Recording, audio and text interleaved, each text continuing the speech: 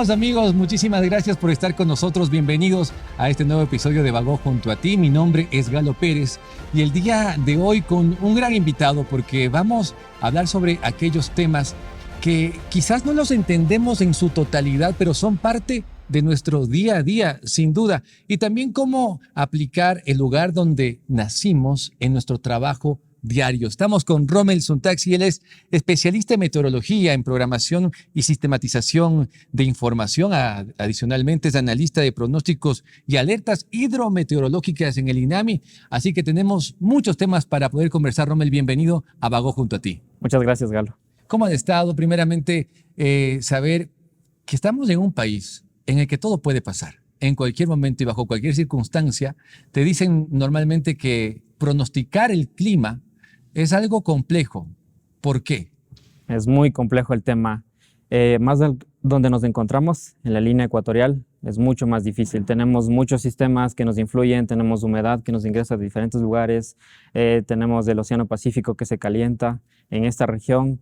Tenemos también otro factor muy importante, es la cordillera de los Andes.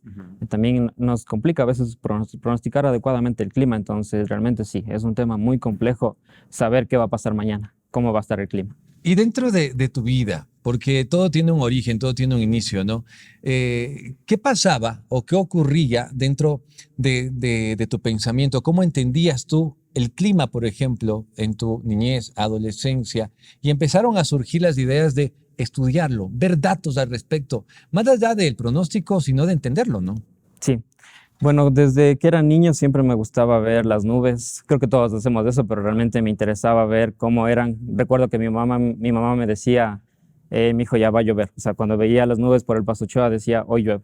Ajá. Entonces, para mí siempre fue muy interesante realmente eso. Y cuando yo empecé en la carrera de Ingeniería Ambiental, que es lo que estudié, pues cuando estudié la materia de meteorología, para mí fue increíble saber cómo funcionaban los climas, cómo se dirigía el viento alrededor de todo el planeta.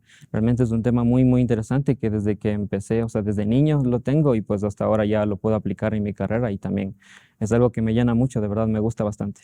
¿Qué creías o qué concebías cuando eras niño? ¿Qué verdad asumías sobre el clima que después cuando estudiaste y cuando pudiste comprobarlo ya a nivel de la ciencia, te diste cuenta que no era tan así? No era tan mágico como lo imaginabas. Pues, ¿cómo se predice el clima? Es todo basado en modelos numéricos. Hay ecuaciones físicas que nosotros resolvemos, hay mucha matemática que está incluida y que uno realmente no lo considera que puede influir en cómo es pronosticar el clima. Así que creo que eso fue un cambio de ver cómo uno pensaba de, solo ven las nubes y dicen, creo que va a llover. Creo que va a llover. Ajá. Pero a veces hay un chiste de que hago así, veo si el viento está yendo, para dónde está yendo. Ajá. Pero realmente sí tiene su ciencia, hay mucha ciencia detrás del pronóstico del clima.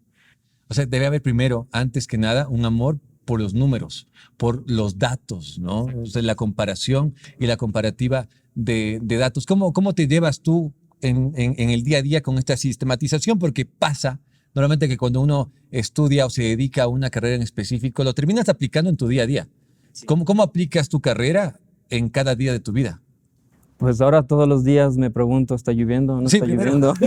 Siempre estoy con esa cuestión. En mi trabajo todos los compañeros realmente nos gusta lo que hacemos y todos estamos siempre pendientes. Oye, llovió, viste que llovió en tal parte, o nos compartimos cosas por Twitter. Realmente estamos muy metidos en este tema y sí, la parte de meterlo en mi vida, pues trato de ser más organizado, de tener un calendario, de cuando voy a ver los pronósticos del clima, yo tengo un mapa donde anoté todas las ciudades y mis compañeros me dicen, ¿por qué hiciste eso? O sea, ya tenemos una computadora, pero yo necesitaba realmente ver un mapa, una hojita donde yo pueda escribir y decir, creo que pues, este es un factor importante porque aquí llovió.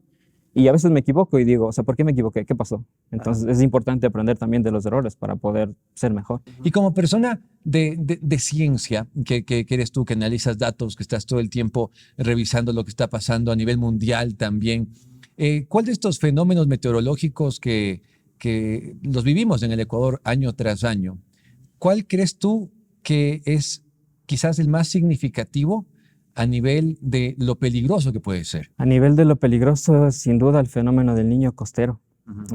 Tiene su contraparte que se denomina la niña.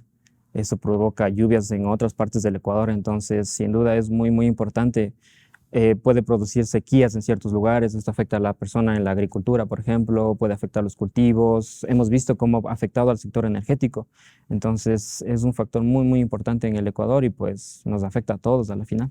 Porque muchas veces dice, bueno, pues no puedo detener el tornado, no puedo detener el fenómeno del Niño, pero esos datos son los que sirven para planificar.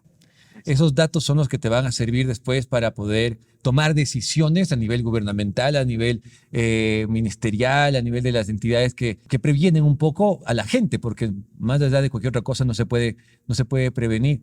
La importancia de los datos.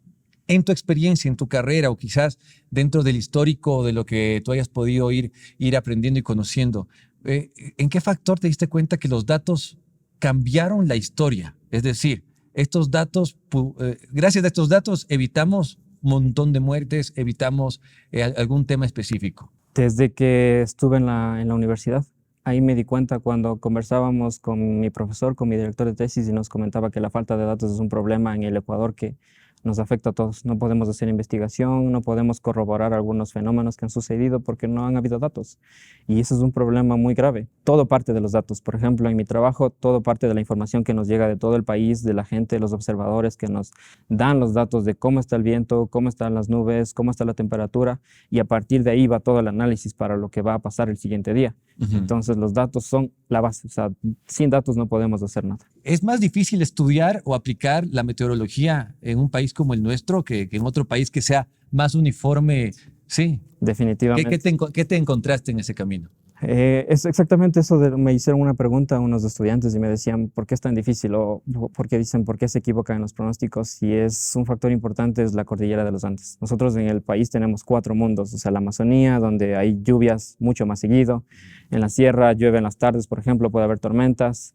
En la costa, donde llueve en las noches, tiene un clima más cálido, y Galápagos, que es otro mundo. Entonces es mucho más difícil. Hay otros países en el norte, por ejemplo, donde los sistemas son más estables, un clima se puede predecir incluso con horas de precisión, pero en el Ecuador eso es muy, muy difícil. La gente de otros países sabe lo complicado que es poder pronosticar el clima aquí, porque en cualquier momento cambia una dirección del viento y pues ya se arruinó el pronóstico, cambió todo. Ya no entró la humedad que esperábamos, ahora hay un sol. Entonces es el hecho de estar en la línea ecuatorial y de todos los sistemas que están aquí en nuestra región lo que hace que sea tan difícil pronosticar el clima.